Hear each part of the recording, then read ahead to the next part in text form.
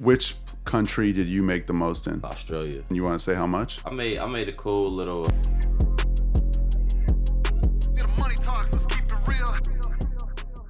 We got Marquis today. You want to give a little intro to yourself? Yeah, definitely. My name is Marquis Salmon. I play professional basketball overseas. Recently, I started acting and dabbling into the Web3 market and things like that. And yeah, here we are today. Sick. Okay. I think this is going to be a dope episode.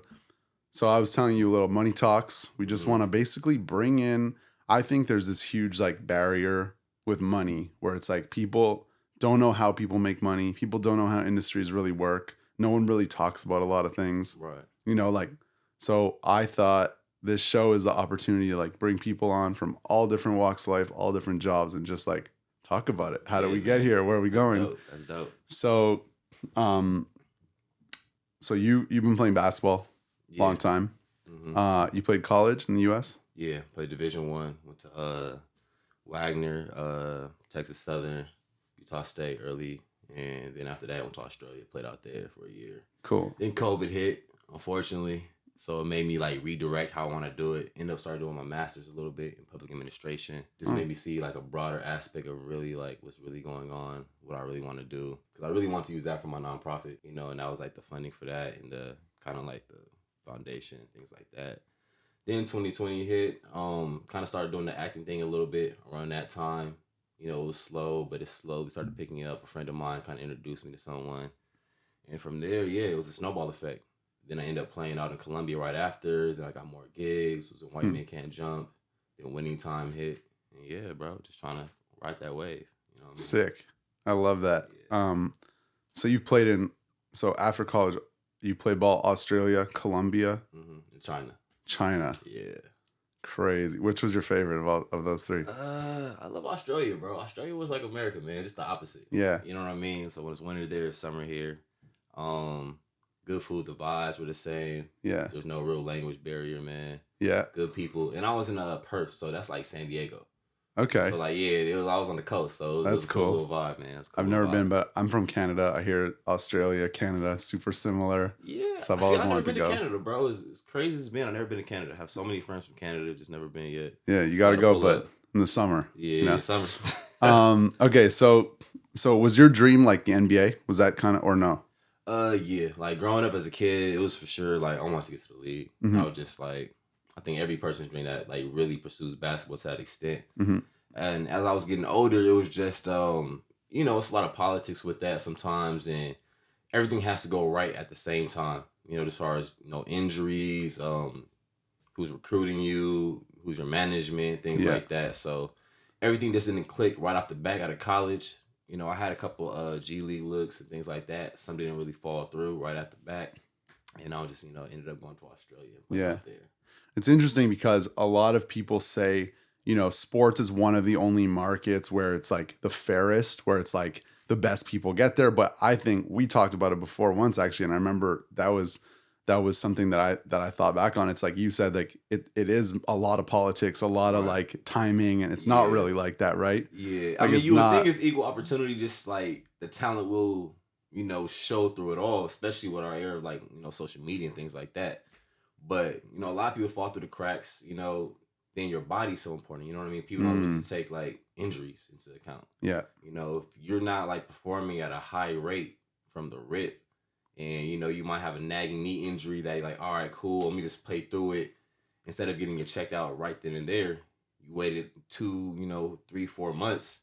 Now it's really persistent and it's really, you know, causing you to, you know, have a negative effect on your game.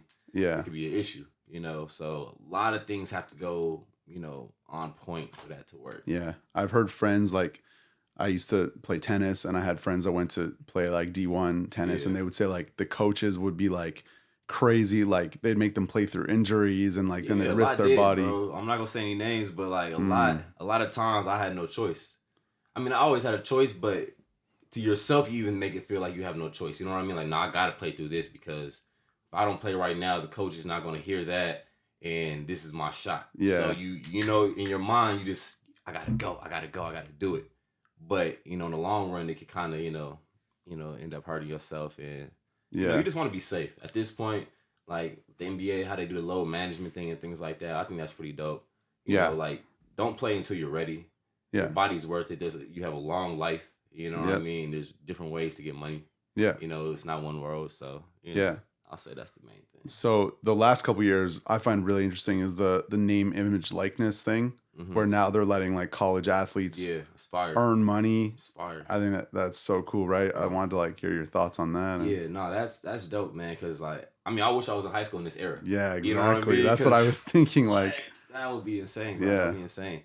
And it's just like, I mean, you just see like, the talent is really getting shown out right now by like the high schoolers, the college athletes.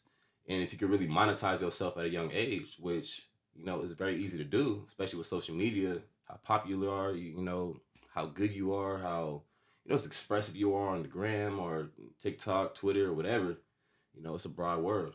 Yeah. So. And it's cool because it's like, yeah, like it's not, whether you're an artist, athlete, business person, like nobody has to stay in one lane anymore and like pick a career. It's like, so it's cool that like young guys like, can like, they might not make it to the NBA, but like they could be great on social media and then make money and be like business people, entrepreneurs early. Like I think that's really cool. Definitely. And I always thought this too. Like, I was raised by my grandparents, my mother sometimes, and I seen how they always had like, it was one thing, you know what I mean? Like just go hard at this one thing. And that's kind of the end all be all. But our generation, I feel we're so fluid with different things. It's like, we could do it all. Like, yeah. Why can't I play basketball, act? If I want to rap at the same time, start a business, have a nonprofit. Like, if you have the funding and you have the time and energy and the passion to do all that, why not? Yeah, and it all overlaps.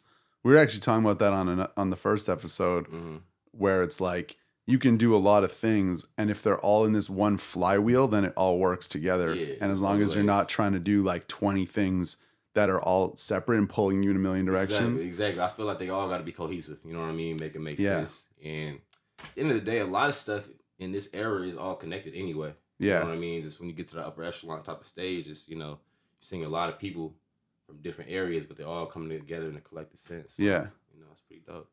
So we'll get back to the acting stuff in a sec, but I want to just ask you what, like, as far as playing overseas, because everybody knows the numbers in the NBA, like $140 million contracts, crazy numbers. Like, what's the NBA minimum? 1.5 or 2 million at this point? NBA minimum probably is about like 800,000.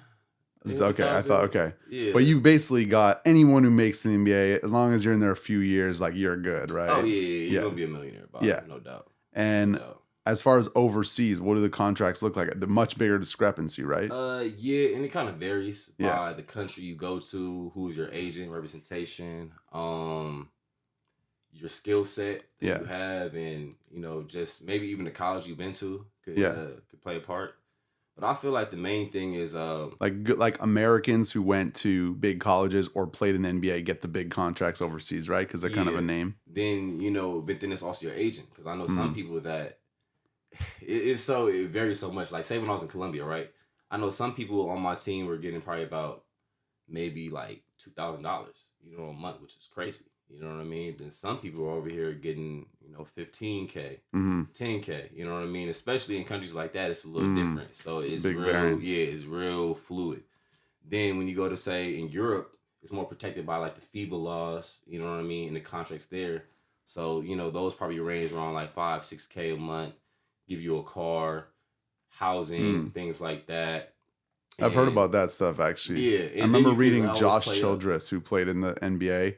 And then he had one contract in the NBA, and then I think he went to China or somewhere, Europe. And he got like this massive, and I read about it once, and he was like, China cars and houses. Yeah. So I know from a couple friends, they didn't make the NBA, but they was like on a summer league team. They got cut. Then they ended up playing like in China. And China was throwing the bag, you know what I mean? Just because they wanted that. You touch the league, we don't care. We want you to score, run it up. Yeah. I feel like their basketball, they want more excitement. Some people want more of a traditional, like some places in Europe. Euro League is more maybe like college basketball. It's a little tougher, slower. You're probably not going to average as many points, you know what I mean? Like China in certain leagues, but it's a tougher, longer season, very skilled. And they're still throwing out that bag too. You can get paid millions in euros. So crazy. It varies. Which country did you make the most in? I made the most in Australia. Australia. And you want to say how much? Yeah. If you want. I made a cool little 6-7 bands my first time in Australia Nice. that month. Yeah. Then Per month. Yeah, per month. Then Colombia That's was nice, around. right? Yeah, it was nice. Straight out of college, like Yeah. That's a lot of money. Solid. That was Yeah. solid. Just stacking on that. I think that's interesting for people because I feel like that's something like people just don't know. You know? Yeah. A lot of people don't know the rate, and a lot of people don't know like just the there's a lot that goes into that because a lot of people just want to have the title of pro basketball player, and some people really aren't getting compensated for what we're worth. You know what I mean? Some teams try to really, play the players, Mm-hmm. just because they know there might be a desperate situation, they really want to play. And then like, all right, we're gonna go give you 2,000. You know what I mean? We're gonna give you 1,500, 1,000, and Yeah. put you in, very low accommodations and things like that, which it kind of takes away from the passion of the player. Like, Mhm. You want to be passionate to play for your team. You know what Yeah. I mean? You don't want to just go there and like, man, I'm barely surviving, and I gotta hoop my butt off. Yeah, every game put just your to body make sure. through it. Yeah, so And then was that like a month by month contract or it's a full season? it was a full season. Full season. Yeah. And then was it like it's a one season so you could either like yeah, get so it was renewed? one season. So with that, I didn't even have an agent at that point in time. So Okay. I reached out to my AAU team and things like that, and I just knew somebody that was in that league. They knew the coach, so it was more of like a personal way to get plugged into that. Later on, after that, I ended up signing an agent and moving from there. But yeah, man, it's a unique process. Yeah. Everybody's road is different. So Yeah. like I tell everybody, just keep grinding, try to network as much as possible. Yeah. So You know even your in worth. sports, it's about networking. Even in It's sports, about it's man. crazy. Yeah. Unfortunately, like I feel like that's something nobody would talk about. It's like in business, everyone's like it's who you know and all this stuff. But right. I feel like in sports, people just assume like, well, these guys are the that's a best, life and that's thing it. too. Like life is just really Yeah. who you know. You know what I mean? And being around good people that really have your best interests. Yeah. And don't want to just kind of just use you for whatever it is, and vice versa. Yeah. I feel like that's the main key. That's cool. And so when you were out there or in Colombia or China, was the goal like just to like stack some money, or was it like to meet people or to try and get like back to the NBA or something like that? For me, it was to try to get to the league. Like 'Kay. at that point in time, Still going for it. yeah, it was like, I'm getting my body right. I want to hoop. Mm-hmm. This is like my interim year. After that, all right, cool. Let me see what other agents are interested in my services, and let's see how we go from there. Mm-hmm. And then so then you came back here during COVID, basically, right? Mm-hmm. And then that's when the acting kind of and popped that's up. the whole game shifted with the contracts as well. So Mm. they weren't. I went in 2019 to Australia. Mm-hmm. So luckily, I caught it right before everything got a little crazy. And how old are you again? I'm 28. Okay. Yeah. So what was I, like 23, 24, something like that. So like after COVID, they wasn't really trying to spend that much money on a lot of players. I know a lot of players that are specifically staying home, and they're, even from like the G League, things like that, they're just like, they're not putting that money that they previously did the year before. Mm-hmm. Times is obviously harder because we're in quarantine, so they was really like, all right, we got to find different avenues. That's why I started tapping into the crypto, things like that, really trying to invest my money and really seeing, just networking, the acting thing. See what you could do. Yeah, to see what was hitting. Started my nonprofit up. Started just doing little outreach things around the community, things like that. That's awesome. So what's the nonprofit about? I don't know if... it's called Hate It. So in this life, like, right, it's an H, it's an upside down heart, TED, right? So the world full of hate, it's kind of like an oxymoron. We want to show you that there's some love. You know what I mean? So within that, bro, we just give back. We do like, outreach as far as like basketball camps, things like that. We have things like Skid Row, just, feed people lunches and, just really building up. I really want to make it into my own little AAU team eventually, get that established and just really, set up footwork for that. It also has like a clothing line attached to it, like an umbrella company within it. So, I'm just really trying to boost that up right now and get it popping. Cool. I love that. That's cool that you're doing that like while you're, grinding and building. Like I feel like a lot of people kind of envision like, I want to help, but I'm going to wait till I'm 75 and finish my career. Yeah, and then I'm gonna I help. feel like It's we can cool. do small things in the meantime. Like, it's not to where I want it to be by no means, but I know if I have some time, I'm like, all right, cool. What are we doing this month? All right, let's schedule this. Like, I know I could get around 20, 30 people, bare minimum to always be involved within that and really go out and just help. You know what I mean? Just on some sincere stuff. It's really cool. Yeah. I feel like that's the main thing. And so the acting stuff, so you did you've done a lot of basketball related acting roles, right?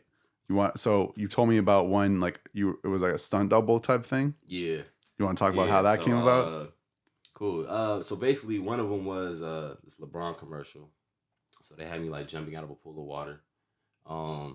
So actually I was as crazy as it sounds, they had me originally doing that. Then they actually brought his like main stunt double because they, I had my hair. They was like, cut your hair. I was like, I really don't, man. Oh, so you were LeBron's stunt double. Yeah, but then they brought, but he has like a main stunt. He has double. a main guy. Yeah, okay, that's one of the homies. He's actually on Winning Time with me as well. Okay, so he's not the guy that you see that thing that went viral at the Lakers game where there was a guy like sitting in the stands and they were like, that looks like LeBron, and it was like, I didn't see that, bro. But maybe sure might have been at the game. So yeah, shout out my man. But yeah, so I ended up doing that. Before that, I was in this Fast 9 commercial with Giannis. So they had me like windmilling like a ring of fire over there. So that was pretty cool. I gotta check it out now. Did a couple AT&T commercials, and it was like really the snowball effect. You know what I mean? So like I was just doing like say a commercial a month. You know what I mean? And maybe two all as like basketball player stunt doubles, or just other random stuff. Like the AT&T was not basketball related. These were all like basketball. All basketball. Okay. Yeah. So it's like that's a cool niche. Yeah, it was like you know what I mean. I was like, I'm not doing much. I'm just going in. Some of them I would just stand-ins. Mm-hmm. So those were cool. I would just pull up like they needed a Zion Williamson stand-in for this like what was it, a Mountain Dew commercial. So I was just chilling there with Zach and Zion, just chopping it up, playing 2K. Dope. You know what I mean? That's cool. Little subtle things like that. Were you Zion's stunt double? Yeah, for a couple of things. So you're they don't want to be there all day. You know what I mean? They got a certain amount of hours there. So they show the face, and then like, or for the LeBron one, like they'll show LeBron, and they'll show like from the side angle, like you jumping out or pool or whatever. Exactly. Or just like whatever they're not doing, maybe like a shoe shot or something like that. And that's cool. So you've been all those guys. Yeah, that's cool. I got some stuff with New Balance coming out. I can't really say too much. Yeah. It's supposed to be dope. And yeah, just trying to move forward with it, bro. It's been lovely. It's been lovely. That's so cool, far, man. So do they have like a lineup? Are they trying to? So you're 6'8", you said. Yeah. So that's like LeBron, Zion, Giannis a little taller, but I guess they're all. That's what I'm saying. I was surprised they booked me for Giannis. I was like, bro, I look nothing like Giannis. They're kind of like, all right, you're in the range. Yeah, there was just like somebody that could jump and do some of the stuff that he was doing. So that was pretty dope. I love niche things like that, like because it's very like, if you think about like what you should be doing or what's a good way to make money or what's like a cool thing to work on, it's like people always think of kind of the same thing, right? You know what I mean? Like a lot of people love basketball, a lot of people love music, but it's like the more you go down a niche, the more kind of you have a chance to really be successful and like kind of hit this thing. And it's like for you, it's like you're in LA, you're 6'8", you play basketball, you got that network, you can act, and it's like that is such a niche thing. Like how many people are there in that? Like it's a small world. It's a small world. It's just like this past year, I met so many new homies just based in that little small community that I kind of seen in the city before, but like I didn't know them like that, like in first name basis type. Yeah. And now we're just on a certain level. I'm like, okay, this is cool. Like, and it is a small community, and that gives you a certain level of just like optimism. At the same time, it's like, yo, this is for the taking. You know what I mean? Like. And on top of that, just bigger roles filling in. I feel like the more charismatic you get with yourself, and you just see yourself on camera, like, okay, cool, it's not that hard. Yeah, like, you know what I mean. Train and do the right things. It's cool to hear that you're building a career in acting through basketball. Like, I think that's something that's like simultaneously, it's dope. Because like I used to act when I was a kid, actually. Yeah, right. And then I stopped, and then I've always been like, it'd be fun to get back into it, but I'm doing all these things, but it's like. It's not to say that like doing this show doesn't lead back to that. It's cool that you could do that. You never know. You never know. And I feel like as long as you're like personable, bro, and you just have good energy, like it flows, man, and it shows. That's cool. So what would you? So acting jobs? Mm-hmm. Do you get paid by the job, by the hour, by the? It has different things. Like some jobs, like they'll give you a certain contract for it. Like this is blase, Then some of them is like, all right, you have basic SAG rate, non-union. So like, I'm SAG, so like I have like the SAG rate and things like that, bare minimum. Then you get protected by the union. Mm-hmm. And Yeah, we had that in Canada too. It was called something else, but yeah. So similar thing. that's the main thing. But you get a personal contract, that's pretty dope too. It's like, all right, you know, you can kind of negotiate how you want, especially if it's a national commercial. Then you have residuals. Mm-hmm. You see your face and things like that. So that's when you could really run it up. What do you want? What's like, if you want to say, what's like the biggest acting, like kind of? Probably Winning Time. Winning Time is gonna be pretty dope when that really drops. You know. So this is season 2. Yeah. You could talk about it. No, a little. Say really what you can. Yeah, you know? So season 2 is gonna come out. Winning Time. Winning Time.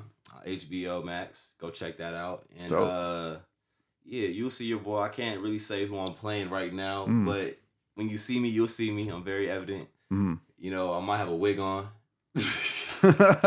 No, you know what I mean? To be bald or to have more hair? Nah, it's to have more hair. Okay. Yeah. It's the 80s, so like okay. Okay. I had my hair braided at the time, so they had to put a little wig cap on there. Do all that, bro. I had a big beard beforehand. I don't know if you remember. Yeah. They had me get the hook mustache, so that's funny. Yeah, it's hilarious, man, but it's a vibe though. That's cool. Yeah, I remember when I did acting, like it was very like certain things, like I did a voice like cartoon, and I was like 13 or 14, and I got paid like so this is like 20 years ago. I'm 33, so I got paid like $1,000 for an hour or something to do this cartoon voice, and it was like crazy, but it was just 1 hour or something, and then you know what I mean, so it was like a lot for an hour, especially for a kid. But then it was like inconsistent, and then the next job I did was like a voiceover, like where you read the like it was French to English or something, and that was like way less money. And it was like, there was huge, and I've always been interested in that. Like, have you seen that? Like some commercials, they pay you as a barely anything, and then some it's like coming for an hour. Everything has its own rate, and that's why I try to like, you know, differentiate what I want to work on and things like that. At this point, you know, in the beginning I was just like, yeah, I'm just trying to do it all. You know what I mean? If it's basketball related, I'm submitting, have my agent submit me for it. But after we got to a certain level, it was just okay. Like, you know, I think we're officially stamped. They see my face to a certain degree. They know what I'm capable of. You know, then the SAG thing comes into play too. Like, all right, you're officially there. So they have like a bare minimum base rate. Like, say I'm only doing things for like 4,000 or, you know, whatever it may be. Yeah. You just kind of go from there. Yeah. And would you do, I see a lot of parallels between the basketball career and the acting, where it's like, you might go play a season for not a lot of money because you get the look. Yeah. You know, like a G League. It's the same kind of thing, right? You might take a role that doesn't pay a lot or doesn't pay at all, but that's because you get the look. Exactly. It depends. Like you have to know how to bet on yourself. Yeah. You have to, you know, do your research and feel like what is worth your time. Yeah. You know what I mean? Because some things aren't worth your time. Yeah. And some things like, all right, who's basically in this cast, the director, the casting producers and things like that, that might be a network that you might need to get to a bigger bag. Yeah. You know, so you just got to do your research and, you know, stay prayed up and just kind of find what you really want to do and you feel like in your soul is best for you. And just keep moving within that. Yeah, I've always been like a big believer in that. Just like put yourself in the right rooms.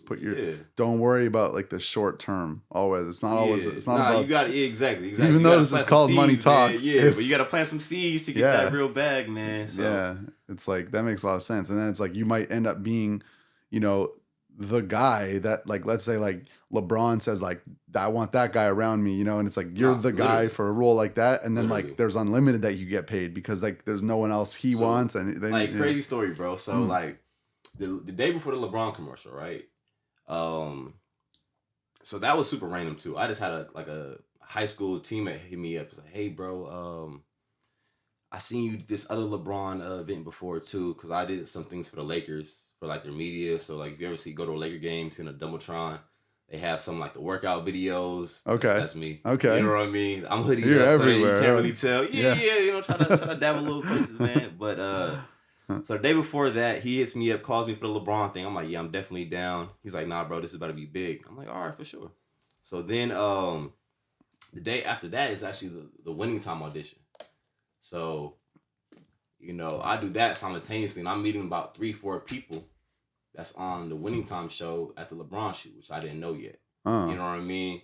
So I'm being cool with them, things like that. And throughout that, that network kind of brought me to a bigger role within Winning Time, which I didn't even know. Wow. So after I ended up getting it, they're like, all right, at first they just wanted me for this role. Then seeing me, they boosted me up for a different one. So I'm pretty sure based off the connections I made, just being cool and saying, oh yeah, no, he's cool. Put him on. You know what I mean? That's sick. It's all word of mouth. That's sick. What do you think is like the next 10 years for you, or 5 years, or whatever? Like, do you see that going hard at the acting thing?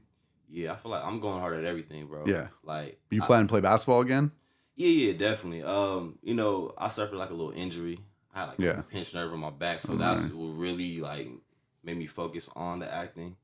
But at the same time, like that's been healing up. I've been training, obviously, and Winning Time is a lot of basketball involved, regardless. So like, I'm always staying in shape, things like that. I saw you playing a little at Baron's spot. Yeah, a little something, man. Did a little something. Good at random. You look fresh. I mean, I appreciate it, man. But yeah, bro, I just really want to just push the limits to myself. Yeah, you know what I mean. Like, we only have one life.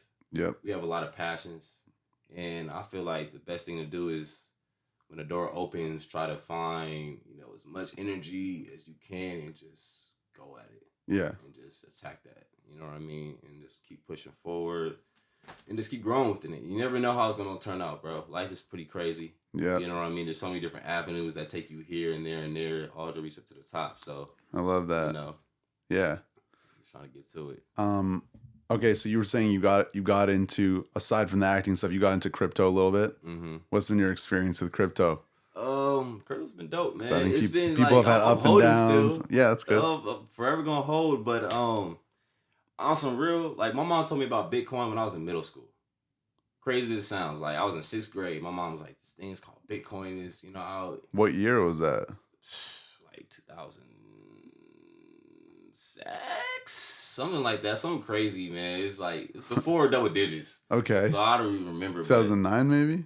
Yeah, maybe 2000. I feel like Bitcoin. 2008, maybe. I feel like Bitcoin came out 2009. 2009. Maybe. As soon as it did, she told me about it. My mom was pretty hip on the tech stuff. That's crazy. She told me about it, and wow. At the time, I was like, I'm in middle school, so I don't care. Like, I have no money. Like, you know what I mean? Yeah. So, in college, I'm hearing about it again, probably around like sophomore year. It's really popping off, things like that. So maybe like 2015. Mm-hmm. I remember I put I'm just playing around, put like $20 in there. Mm-hmm.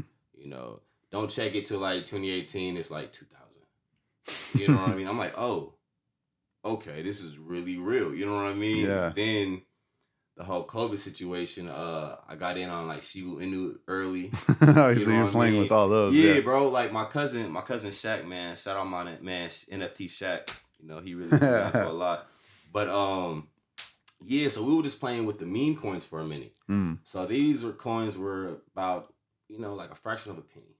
Mm-hmm. 0.0001. Mm-hmm. But if it goes to 0.001, you know what I mean? That's like 100% on it. You know what I mean? So we're just buying like, all right, $5 here, $5 there, $5 there, $5 there, just spreading it out. Gambling a little. Yeah, it definitely was a gamble. At that point, I was definitely gambling. Yeah. You know what I mean?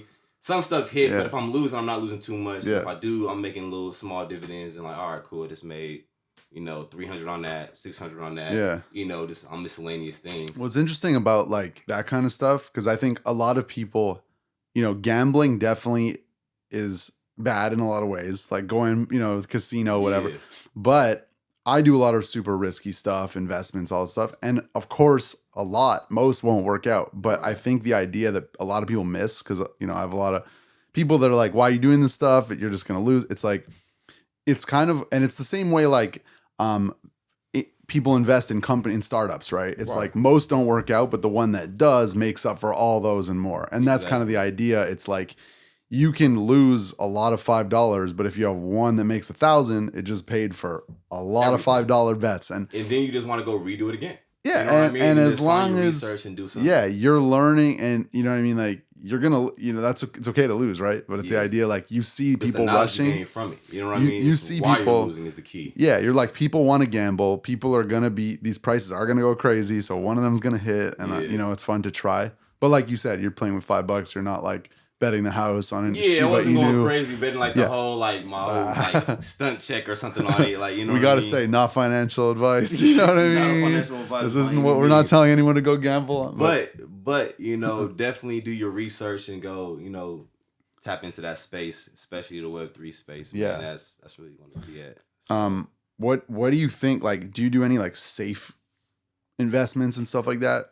I don't really, but I'm always interested in what people think. You know, do they like? Because I'm more my thesis is kind of like invest in myself, invest in projects, invest in stuff that I can control until I don't know what the point is, but until you get to like this point where you're like, okay, I can do like all this safe stuff, and I'm, you know, you can really like live off the interest and that kind of thing. But I'm always curious what people, how they think. Like when you get a check from basketball or acting or whatever, do you think I'm going to put some away or? I definitely try to like put a percentage away of everything I get.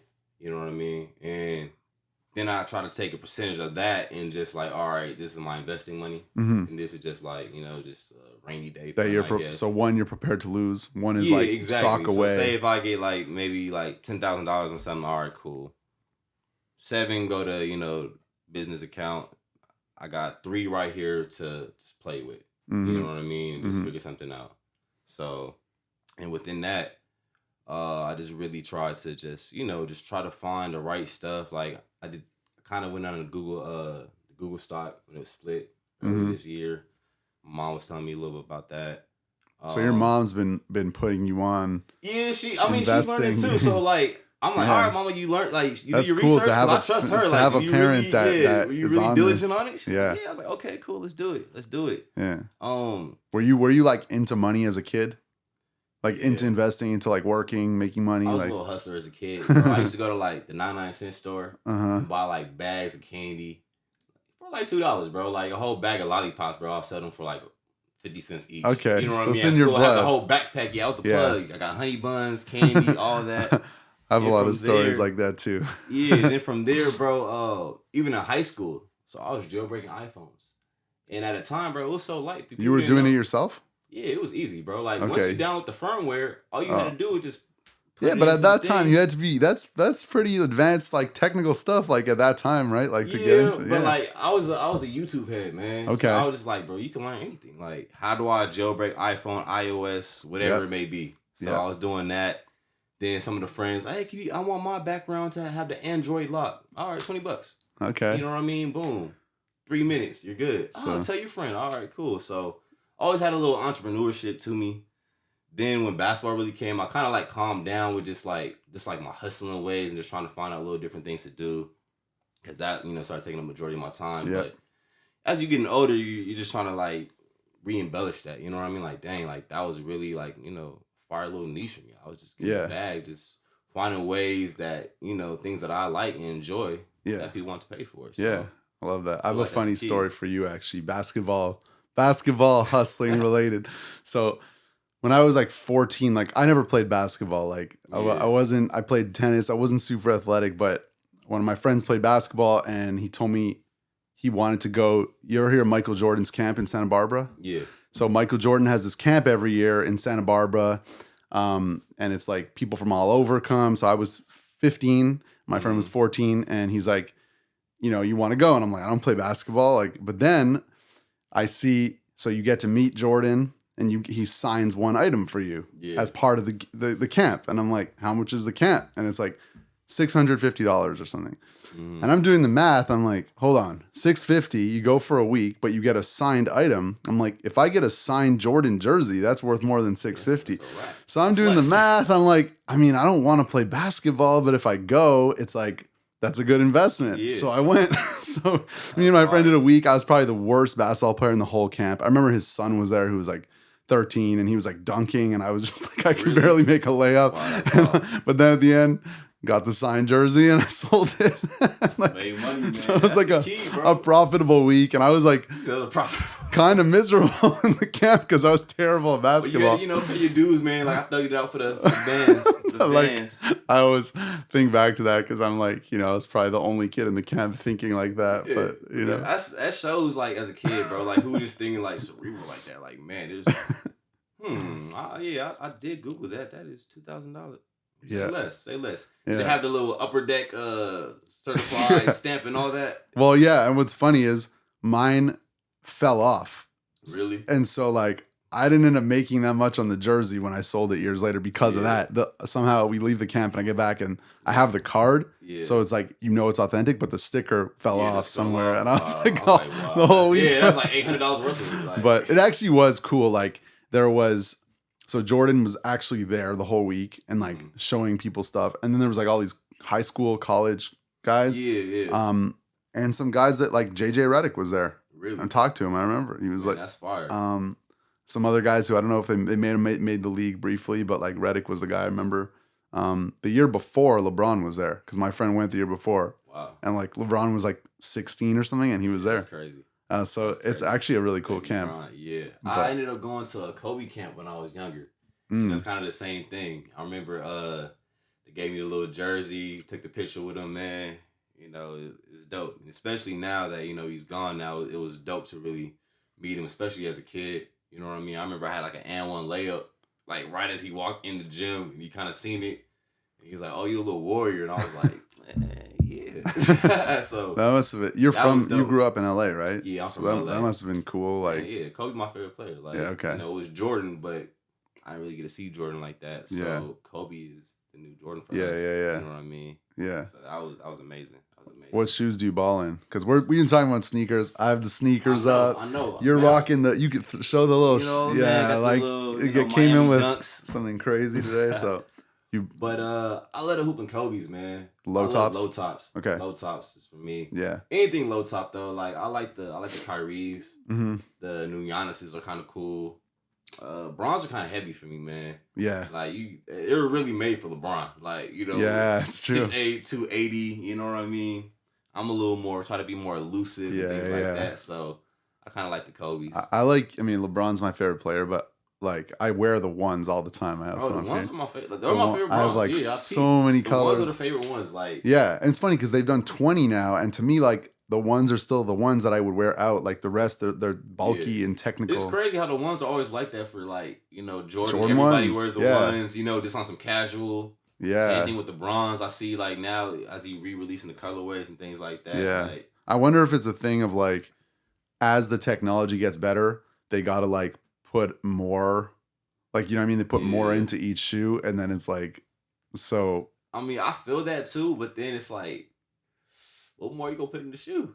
Like at this point, like it's super cushiony already, I mean, they always have to be durable to play in. You want them to last. Yeah. Like, actually to play basketball in for like a season. So Yeah. That could be the thing. Maybe the materials they use, like the leather and things like that. So Yeah.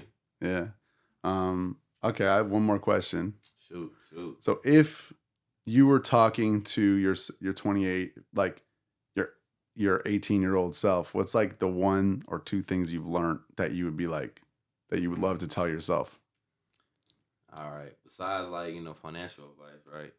And investments. Yeah, not like go buy Bitcoin. Go back in time. But I would say to 18-year-old kids. Like if you met an 18-year-old kid now that reminded you of yourself kind of thing. You know what I mean? So it's not as. Just stay the course. You know what I mean? And really trust in yourself and your abilities. Because a lot of times people will doubt you.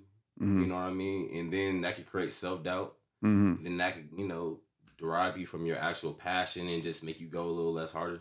Mm-hmm. So I would say really just stick to your passion. If you find you enjoy something or are really passionate about something, I would say really just take the time, map it out, see the cap to it. Everything has a cap. A lot of times I feel like, certain industries is like, oh, I can make this amount, that amount. Like, no, be realistic. Like, what is the cap for that? Mm-hmm. Do you really enjoy this? Do you want to do this for your, for your livelihood? Like my grandma used to always say, like, if you find a job that you love, you never really work. Mm-hmm. You know what I mean? You're just doing your passion, getting paid, and the money's... So the money follows. Yeah, you're not even thinking about the money at this point. You're just having fun and just racking up. So I'll say that's the biggest thing to any young people out there or, they're just curious, that need some advice, that really just don't know what they want to do. Just take the time, find your passions. Try things, right? Yeah, try it. Try everything you like. It's a big world. It's a big world, man. So love it. Cool, man. Thanks for coming on. Man, you already know. Thanks for coming on. This was dope.